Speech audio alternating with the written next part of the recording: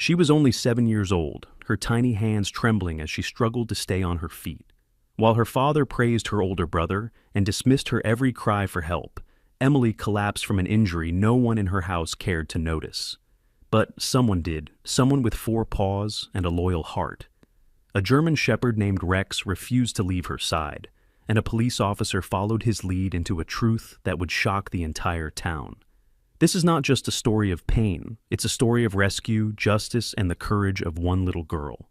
Stay with us until the end, and may the blessings of hope, healing, and protection always be with you and your loved ones. The small town of Cedarville carried the smell of wood smoke that clung to chimneys in late autumn, the streets lined with bare trees scratching against the sky. Inside the Parker house, the kitchen glowed yellow under its single overhead light. A pot of chicken and rice soup simmered on the stove, hissing softly as if whispering to the walls.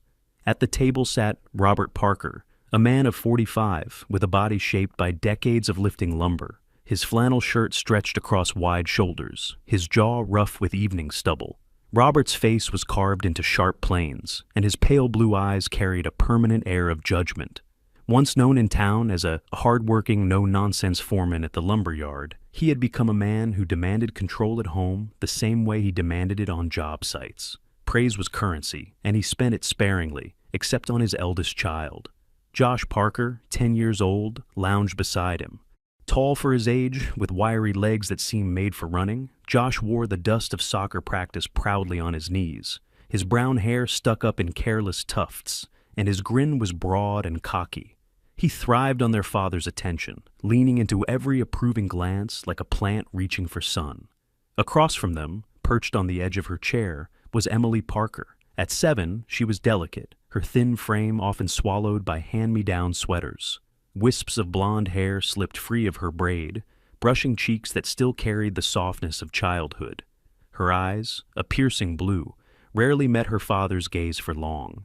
She had learned too well that eye contact could invite criticism. Dinner began the same as most evenings, with Robert asking Josh about practice. "Tell me again," Robert said, his voice deep and commanding. "From midfield?" Josh grinned. "Coach said it was the best goal he's seen all season. Straight past the keeper, he didn't even move." Robert slapped his son's shoulder with pride. "That's my boy. Discipline, determination. You've got grit." Emily sat quietly, spoon in hand, the steam of her soup fogging her glasses. She wanted to speak, to mention that her teacher had given her a gold star today for neat handwriting. But the conversation belonged to soccer and trophies, not to spelling tests and stickers. She pressed her lips together, swallowing both soup and words. When she reached to refill her father's bowl, the ladle slipped. Hot broth splashed across the table, dripping toward Robert's arm. "For God's sake, Emily," Robert snapped, pushing back his chair. "Steady hands. You're 7, not a baby." "I'm sorry," Emily whispered, snatching a towel. Josh laughed, rocking back in his chair. "Maybe she needs a sippy cup." The laughter stung sharper than the spill. Emily bent quickly, blotting the broth, her small hands trembling. She stacked the bowls to carry them away, desperate to erase her mistake. But as she turned toward the sink, the dish towel slipped from her waistband, tangling around her feet.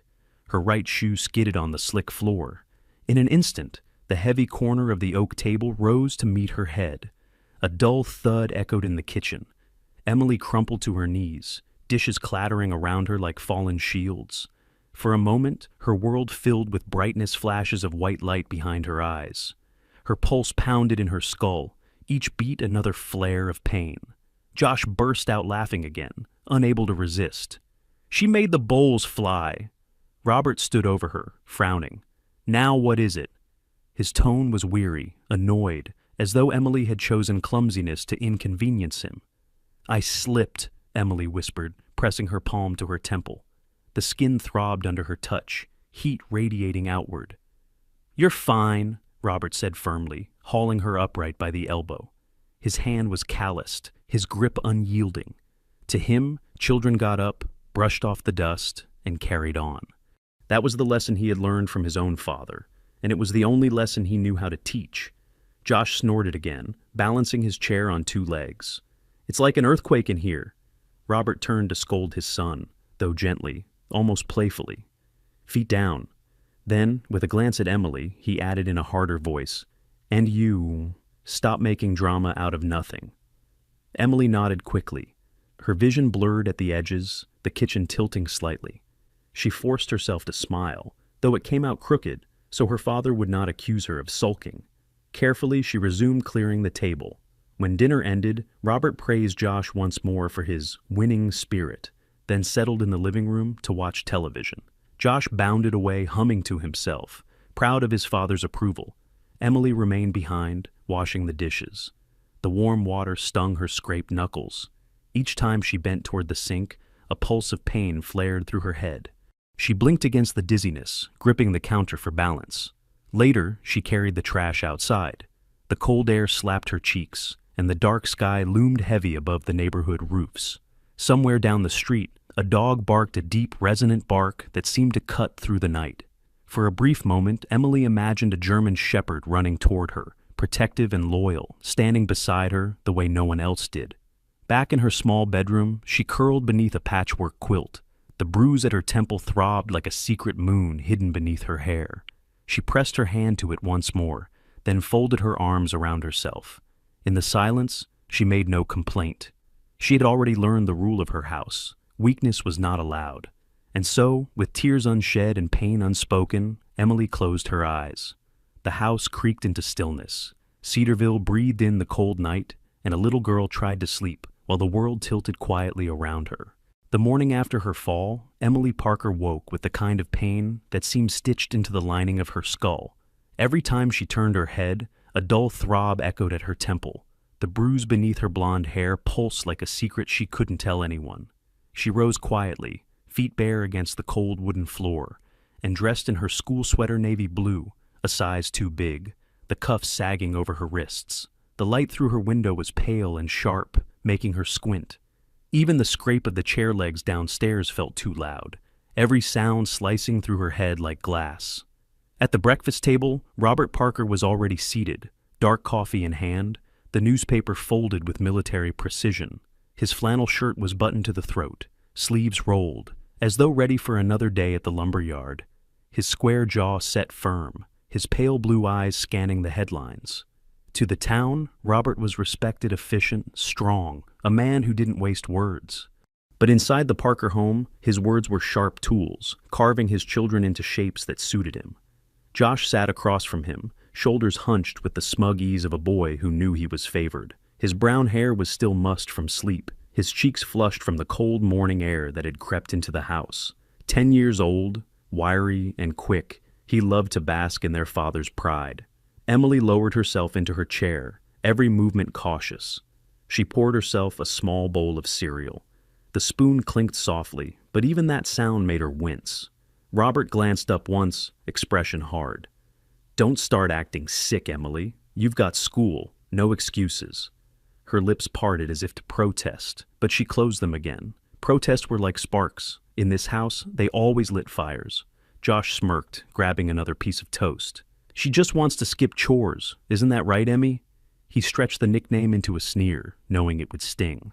Robert folded his paper. "You'll take the laundry out before noon, Emily. Josh has practice tonight, so you'll help with his chores, too." Emily nodded silently, spoon frozen halfway to her mouth. The pounding in her head made her vision blur for a second, but she forced herself to focus.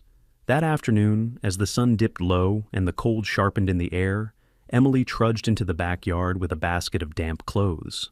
The laundry flapped against her small arms, heavier than it should have been.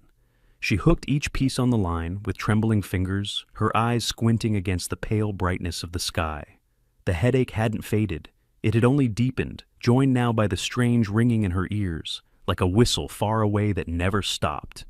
Josh leaned against the porch railing, watching. He tossed a baseball into the air and caught it lazily, the hollow thud of leather on leather mocking her slow pace. "Don't drop the sheets this time," he called. "Dad hates when they touch the dirt." Emily kept her eyes down, clipping another sheet. The ground swayed under her feet. "Clumsy," Josh muttered, throwing the ball again. Emily bit the inside of her cheek. Tears threatened, but she swallowed them back. Crying was weakness, and weakness was always punished. It was then that a sharp, commanding bark split the air. Emily's head jerked up. At the edge of the yard, a tall figure was walking down the sidewalk. Officer Daniel Harris, uniform dark against the fading light, moved with the steady gait of a man who had learned to be careful in every step. Daniel was in his late 30s, broad-shouldered with a solid build, the kind of presence that filled a space without needing to raise his voice. His hair was dark brown, cut close to his head, streaked faintly with early gray at the temples. A trimmed beard lined his square jaw, adding a gravity to his calm, thoughtful face. People in Cedarville respected him. He was the kind of officer who remembered neighbors' names, who carried groceries for the elderly, but who also never flinched when trouble rose. Years before, he had served in the Marines, a tour overseas leaving him with quiet eyes that had seen too much. At his side padded Rex, a German shepherd of 6 years. His coat was sable and black, thick around his shoulders, his posture proud yet gentle. 80 pounds of muscle and loyalty. Rex moved with the fluid grace of an athlete. His amber eyes were alert, missing nothing. A faint scar traced across his muzzle, a reminder of an old scuffle during training, but it only gave him a rugged dignity. Rex's ears pricked forward. He slowed as they passed the Parker yard, gaze fixed on Emily, swaying slightly under the laundry line. Emily froze when she saw the dog. Something in her chest eased, as though a knot had loosened. Without command, Rex pulled slightly on his leash. Daniel glanced down, eyebrows raising. "What is it, boy?" Rex padded closer to the fence, tail wagging low, his steps deliberate. He pressed his muzzle through the slats, whining softly. Emily hesitated, then stepped closer. Her small hand reached out, brushing against Rex's fur. The warmth beneath her fingertips was steady, grounding. Rex nudged her hand, then gently pushed his head against her arm, as if to say, "I see you." For the first time all day, Emily smiled, small, fleeting, but real. Daniel watched, his sharp gaze narrowing slightly as he noticed the bruise near her temple, just visible beneath loose strands of blonde hair.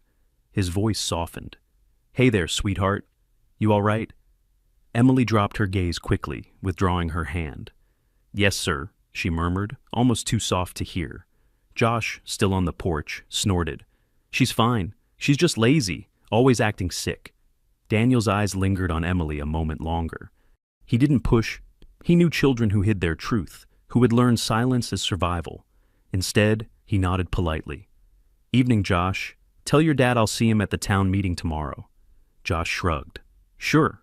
Daniel tugged Rex's leash gently, and they moved on. But Rex looked back once more, ears forward, amber eyes locked on Emily, until the street turned and the yard was out of sight. Emily stood by the fence long after they had gone, her hand still warm where she had touched Rex's fur. The ringing in her ears, the pounding in her head, the laughter of her brother, all of it faded for a brief, miraculous moment. For the first time in her 7 years, she felt she had found a friend who didn't need words to understand her pain. Saturday mornings in Cedarville always smelled of cut grass and fried bacon wafting from neighboring kitchens.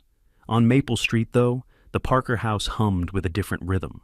Robert Parker had already pulled the old Chevy pickup into the driveway, its bed rattling with sports gear. Today was Josh's soccer game, and Robert stood outside, shoulders squared, adjusting his son's cleats like a proud coach. Robert's pride showed in the way he hovered near Josh, patting his back, straightening his jersey. The boy beamed under the attention, his brown eyes sparkling with anticipation. At 10 years old, Josh had inherited Robert's jawline, though softened by youth, and his wiry frame carried the promise of speed. Emily lingered in the doorway, a small figure in a faded pink sweater, her blonde hair tangled into uneven braids she had done herself. Her head still ached from the fall days before, and each breath carried a weight she couldn't shake. She held onto the doorframe for balance, though neither Robert nor Josh looked her way. "Remember, son," Robert said, his deep voice carrying the authority of command. "Keep your eyes on the ball and don't let anyone outwork you. You're a Parker. People expect strength." "Yes, Dad," Josh said eagerly, slipping the soccer ball under his arm. Robert glanced briefly at Emily, his eyes narrowing. "Close that door. You'll let the heat out. And don't forget the yard work." Emily nodded silently. Her father had never once asked if she wanted to watch a game, let alone join one. To him, she was the child meant to stay behind, to keep the house running, while he paraded Josh around like a trophy. The truck roared to life. As it pulled away, Emily watched from the window, the sound fading until the silence of the house wrapped around her like a heavy cloak. She turned back toward the laundry basket waiting for her on the kitchen floor. By noon, the sun had risen high, bright against the chill of late autumn.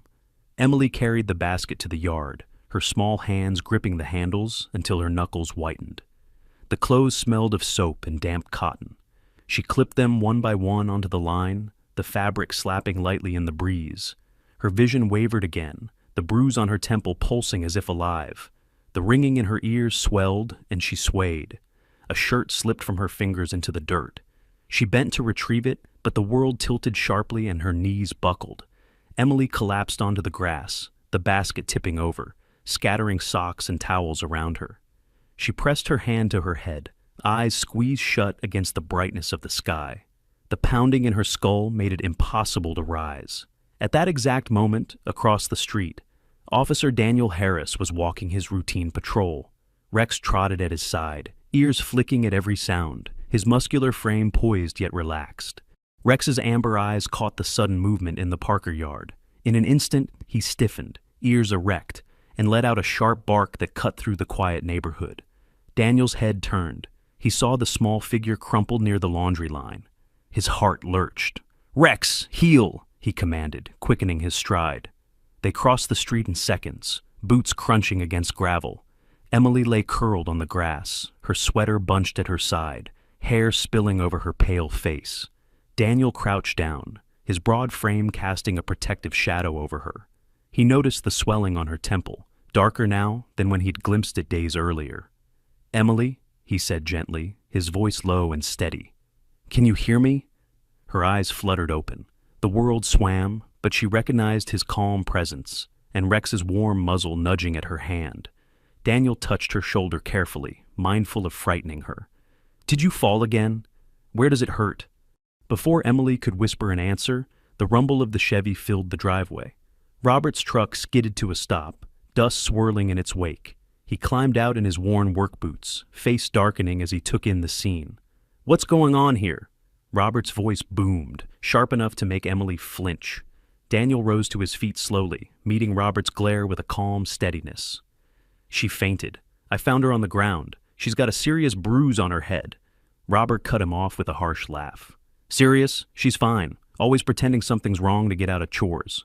Emily shrank into herself, eyes downcast. Daniel studied Robert, his eyes narrowing slightly. He had met men like him before, hard men who mistook cruelty for discipline. He glanced back at Emily, who trembled under her father's stare. Something in his chest tightened. "Head injuries aren't something to ignore," Daniel said firmly. "She needs rest, maybe even a doctor." Robert stepped closer, his frame towering, jaw clenched. "She doesn't need a doctor. She needs to learn responsibility. You're wasting your time, officer." Rex gave a low growl, the fur along his spine bristling. Daniel placed a calming hand on the dog's back, though he didn't break eye contact with Robert. Silence hung between them, heavy as iron. Finally, Daniel exhaled slowly. "All right, but if this gets worse, and I find out nothing was done..." His tone carried the weight of a warning, left unfinished. Robert's mouth twitched, but he said nothing. He turned his glare on Emily. "Get up. You've embarrassed yourself enough." Emily struggled to her feet, swaying slightly.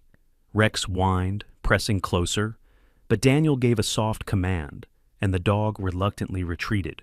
As Daniel led Rex back toward the street, he glanced over his shoulder one last time. Emily's small figure stood against the harsh silhouette of her father, the laundry still scattered in the grass. The image burned in Daniel's mind, refusing to fade. Something was wrong in that house. He could feel it, and he knew this wasn't the last time he'd be called to the Parker family's door. The Parker family's small yard filled with voices and the faint scent of apple pie. On this Saturday afternoon, the Parkers gathered to celebrate Eleanor Parker's 70th birthday. Eleanor Roberts' mother was a short, sturdy woman with iron-gray hair pinned neatly in curls. Her once straight posture had softened with age, but her sharp eyes missed very little. She wore a simple navy dress and a string of pearls her late husband had given her decades earlier. Eleanor was not unkind, but she had always favored Robert, her firstborn son, and carried an unshakable belief that children should be toughened by discipline. Neighbors drifted in with cards and small gifts. Folding chairs dotted the backyard, and a long table bore paper plates, a potluck spread, and the centerpiece of the day, a frosted vanilla cake decorated with pink roses. Emily Parker, just 7, hovered at the edges of the celebration. Her bruise, still hidden beneath blonde hair, throbbed with every beat of her heart. She had been ordered to help serve. Her pink sweater clung too tightly at the wrists, and her thin frame made her look smaller than her age. She carried herself cautiously, as if one wrong movement might break her. Beside her, Josh strutted through the crowd in his soccer jersey, bragging about his last match. Robert beamed, telling neighbors how his boy had scored 2 goals, his deep voice ringing with pride. Each clap on Josh's back was another reminder of how invisible Emily was. When Robert's commanding voice cut across the chatter, "Emily, bring out the cake!" She startled, nodding quickly. The cake sat on the counter inside, heavy for her small arms. She slid her fingers carefully under the platter, lifting with trembling effort. The crowd quieted as she stepped into the yard, balancing the cake. Every step made her head pound harder, the sunlight glaring into her eyes. She blinked furiously, willing herself forward. Just a few more steps, she thought. Just set it down, and it will be over. But her vision wavered. The ground swayed beneath her shoes. In a breathless second, the world spun. The cake slipped from her hands, tumbling forward in a slow-motion tragedy, pink roses smearing across the grass. Emily's knees buckled, and she collapsed beside it, her small body folding as though the weight of the world had finally pressed her flat. For a moment, silence ruled the yard. Then came Josh's laughter, sharp and unkind. "She ruined it! She can't even carry a cake!" Robert's face darkened. He strode forward, his jaw clenched, voice booming. "Emily, get up! Enough of this nonsense!" But before he could reach her, another sound pierced the air, a deep, furious bark. From across the yard, Rex lunged forward. The German shepherd, 6 years old and strong as coiled steel, had been lying patiently near the fence where Officer Harris stood. Now his hackles rose, teeth flashing as he bounded between Emily and the approaching figure of her father. Rex's stance was protective, his amber eyes blazing with intent. He planted himself squarely over Emily's small body, his powerful chest rumbling with a growl that silenced even Josh's laughter. Gasps spread through the crowd. A few neighbors backed away, startled, though no one doubted the dog's purpose. Officer Daniel Harris stepped quickly into the circle, his broad frame moving with controlled urgency. His dark blue uniform seemed to command respect, even without words. His square jaw, shaded with stubble, set firm as he dropped to one knee beside Emily. "Easy, boy," Daniel said, placing a steady hand on Rex's shoulder. The dog, though tense, obeyed the familiar voice, his growl lowering, but his protective stance unchanged. Daniel bent close, his eyes narrowing as he examined Emily. Her face was pale, her breath shallow, and when he brushed back her hair, the swollen bruise at her temple revealed itself in cruel clarity. "This girl is not fine," Daniel said firmly, loud enough for all to hear. "She's injured, and she needs help now." Robert's mouth twisted, his hands fisting at his sides. "She's putting on a show. She does this all the time." Daniel straightened, his dark eyes locking onto Robert's with a steely calm that brooked no argument. "Robert, I will not stand here and watch you ignore this. She could have a concussion. If you don't care, I'll make the call myself." The yard had grown so quiet that even the rustle of leaves seemed louder. Eleanor shifted in her chair, frowning, clearly unsettled by the officer's certainty. Neighbors exchanged uneasy looks. Robert opened his mouth to protest, but Daniel cut him off with a single raised hand. "Enough." The word rang like a gavel strike. He turned back to Emily, his tone softening. "Emily, sweetheart, can you hear me? Stay still. You're safe." Emily stirred faintly, her lips moving without sound. Rex bent his head lower, brushing his muzzle against her arm, as though to remind her she was not alone. For the first time in years, Robert Parker found himself silenced, not by fear, but by the immovable authority of a man who would not look away. The hum of distant sirens cut through the chatter of the birthday party. Neighbors stepped aside as Officer Daniel Harris raised his hand to guide the approaching ambulance into the Parker driveway. His broad shoulders and calm, commanding presence brought order to the chaos. Emily lay limp in his arms as he carried her toward the waiting paramedics. Her small body, so light that Daniel felt like he could break her with a wrong step, seemed far too fragile for 7 years of age. Her blonde hair fell in wisps over her pale face, and her lips murmured faint words no one could make out. The ambulance doors swung open, and 2 paramedics stepped down. The first, Dr. Martin Ellis, was in his early 40s with a lean build and sharp features. His sandy hair was streaked with gray at the temples, and his rectangular glasses gave him a studious air. He had worked as an ER physician before turning to emergency response. Known for his blunt honesty, Martin never softened the truth for worried families. His hands were steady, confident, honed by years of emergencies where hesitation cost lives. The second paramedic, Janet Myers, was younger, late 20s, with curly auburn hair tucked into a bun under her cap. Her freckles dotted her pale cheeks, and her green eyes radiated calm. Janet was the kind of person who smiled at frightened children and spoke with warmth, even while inserting AV lines. They moved quickly, laying Emily on the stretcher. Martin checked her pupils with a small flashlight. His voice came out firm, clipped. Concussion. Severe swelling. This has been left untreated too long. He glanced sharply at Robert. How long has she had this injury? Robert's face flushed crimson, his jaw tightening. She just fell today. Kids bump their heads all the time. Martin frowned, his glasses slipping down his nose. Number. This bruise is days old. If we hadn't gotten here, she could have suffered permanent damage. You don't let something like this go untreated. The words struck like stones. The neighbors lingering on the porch exchanged glances, some frowning, others whispering. Josh crossed his arms, scowling, his brown eyes simmering with irritation that all the attention had shifted away from him. Everyone's fussing over her, he muttered under his breath. She always ruins things. Robert's glare silenced him, but his own embarrassment burned hotter. To be called out in front of the neighbors, by a doctor no less, felt like humiliation. Daniel folded his arms, standing tall beside the stretcher. His square jaw tightened, the dark stubble along his cheeks catching the light. She needs hospital care, and she'll get it. I'll follow behind. Robert started to protest, but the sight of Rex's sable and black German shepherd standing stiffly by Emily's side gave him pause. The dog's amber eyes were locked on him, unblinking as though Rex himself had appointed the role of guardian. His ears stood tall, his body rigid with protective energy. Neighbors murmured softly about the dog's loyalty. Some even smiled through their concern. Others wiped at the corners of their eyes. The sight of Rex pressing close to Emily's stretcher, refusing to let even the paramedics move her without his watchful gaze, touched something deep. Rex, Daniel said gently, resting a calming hand on the dog's back. Easy, boy. She's in good hands. But Rex would not budge. His tail swept once against the ground, a signal that he would walk only if Emily went too. So, they allowed him to follow the stretcher into the ambulance, where he sat at the doors, posture steady as a sentinel. The hospital in Cedarville was small but efficient. White walls hummed with the scent of antiseptic, the steady beeping of machines filling every corridor.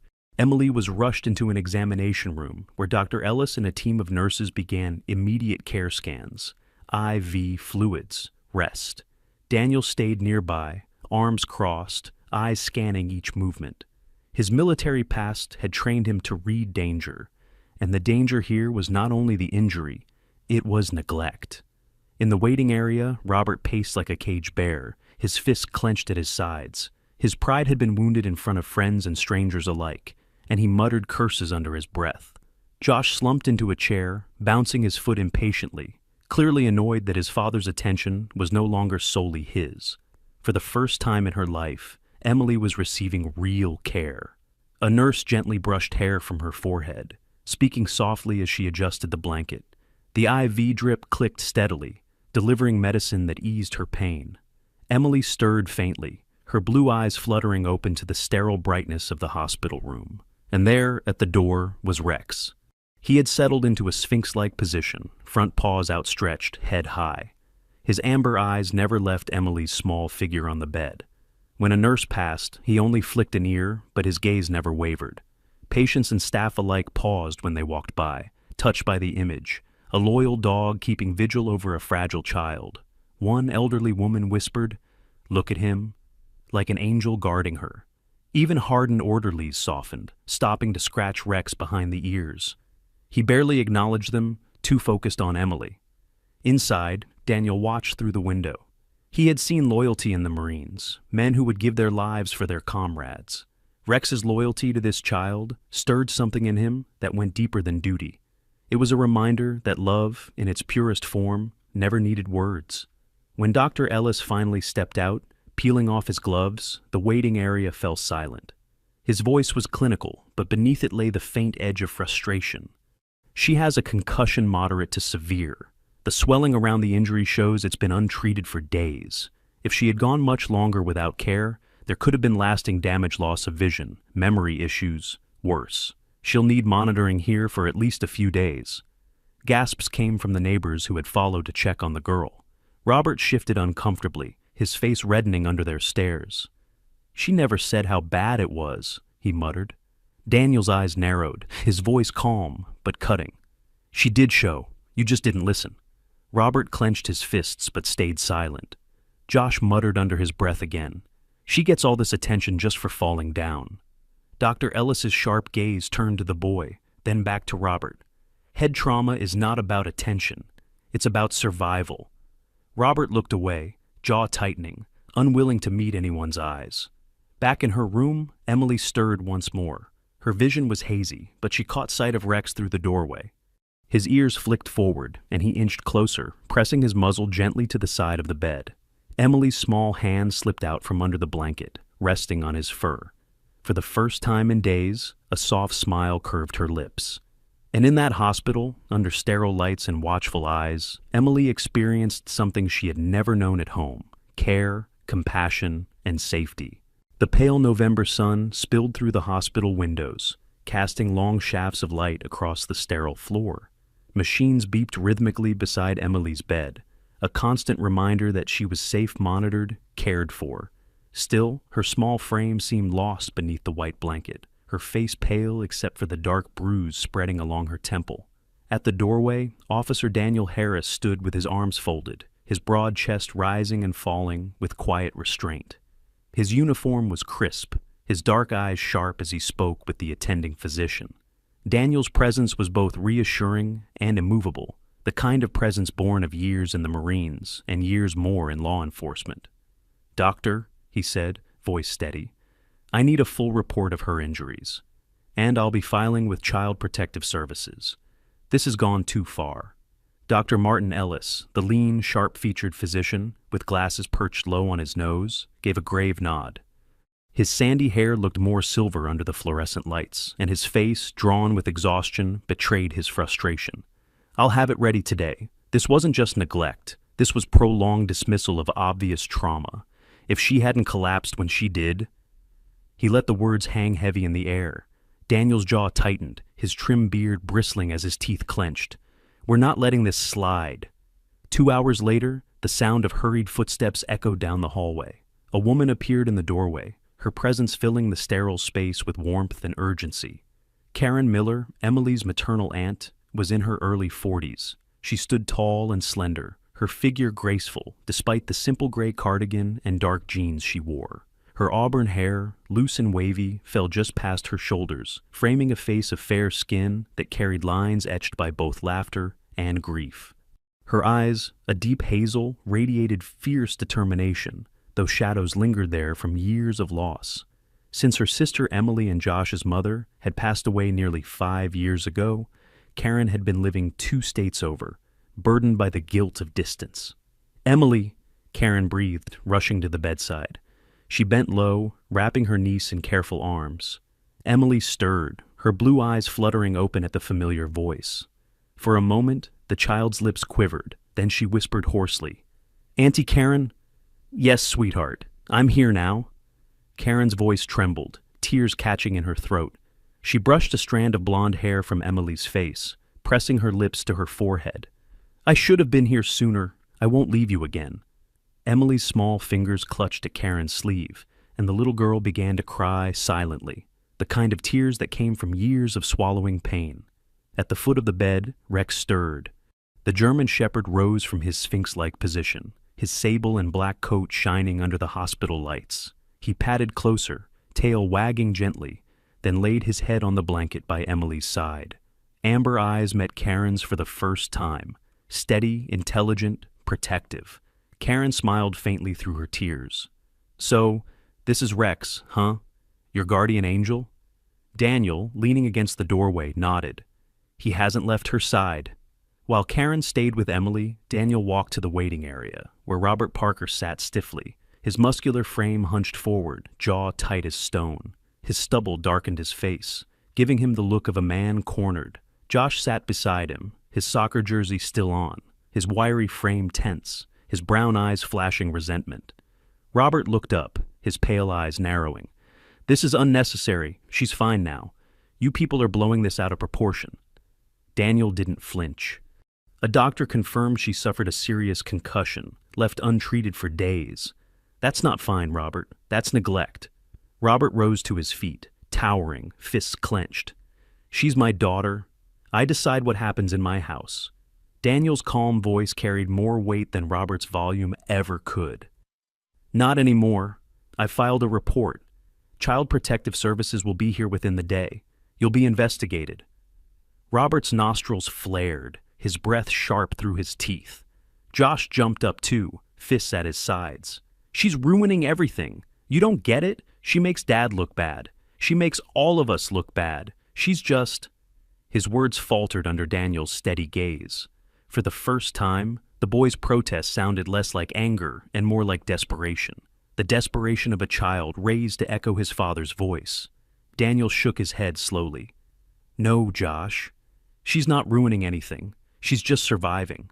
Robert growled, low and dangerous, but the authority in Daniel's stance silenced him. Back in the room, Karen held Emily's hand, stroking it gently. "Sweetheart, you don't have to be afraid anymore. I know things have been hard since your mama passed. I know you've been brave, too brave for someone your age." Her voice cracked, but her eyes burned with determination. "But from now on, you'll never face it alone. I'll fight for you."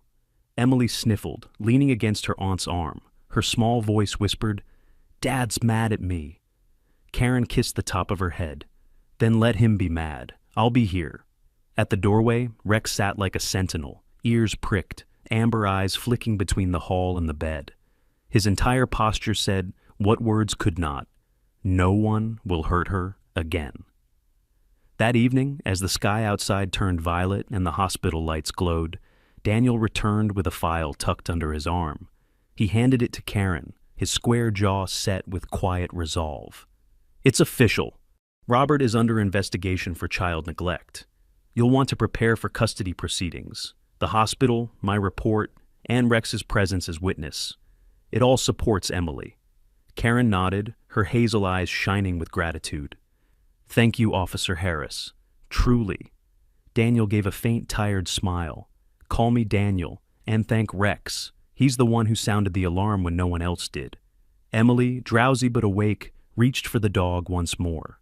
"My Rex," she whispered, her voice laced with both exhaustion and wonder. Rex's tail brushed softly against the floor in reply.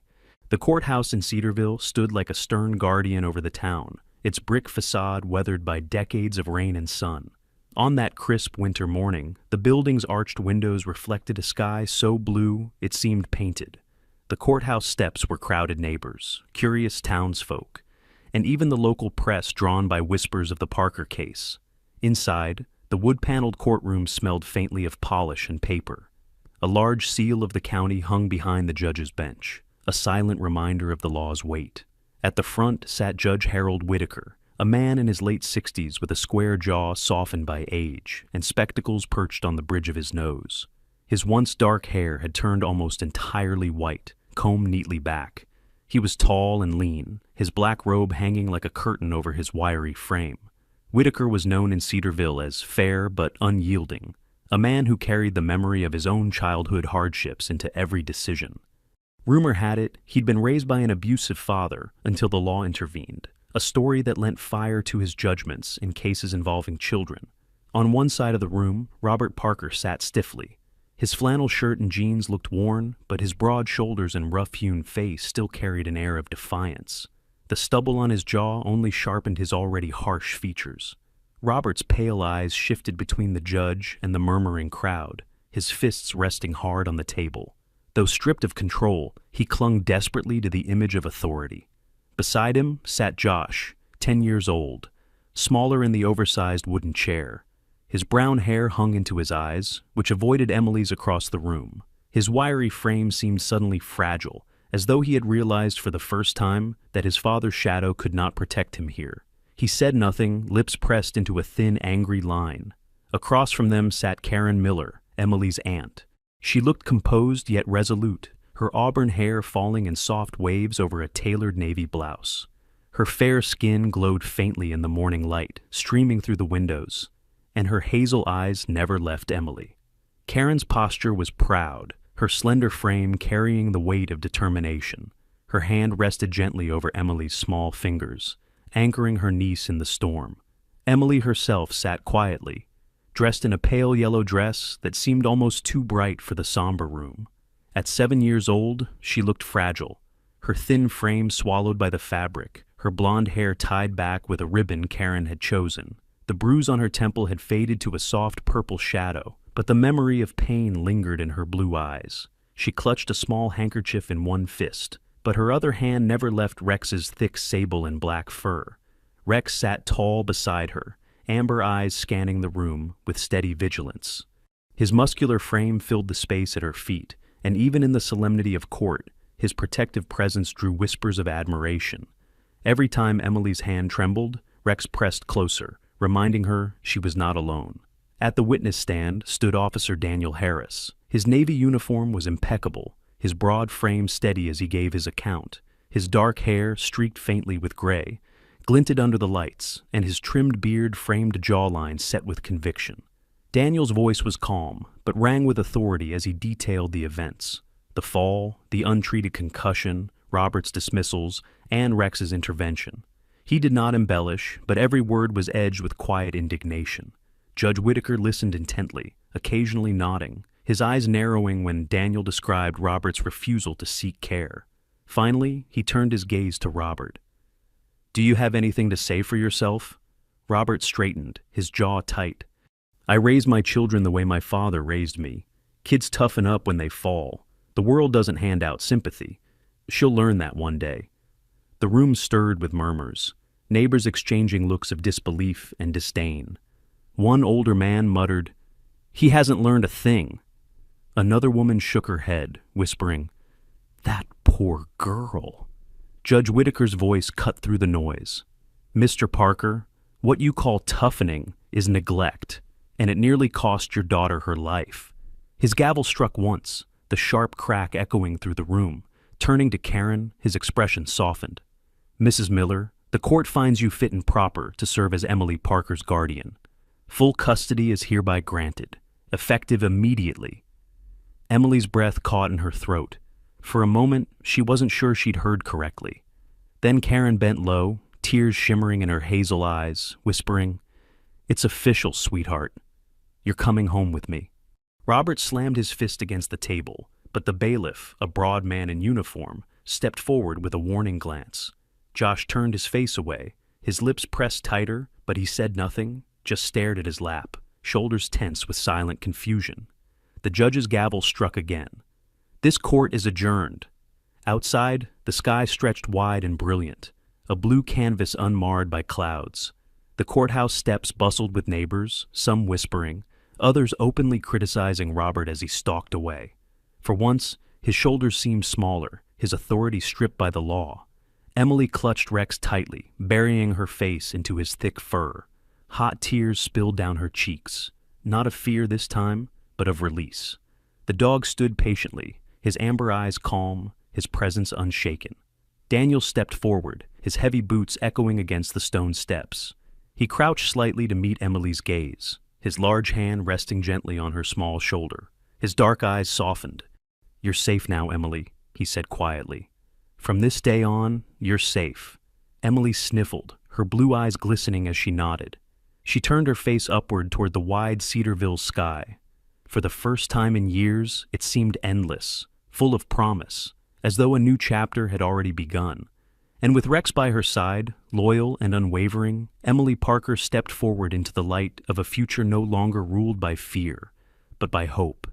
Sometimes the greatest miracles don't come with thunder and lightning. Sometimes they arrive quietly, like the steady paw of a loyal dog, the gentle hand of a caring aunt, or the brave voice of a man who refuses to look away.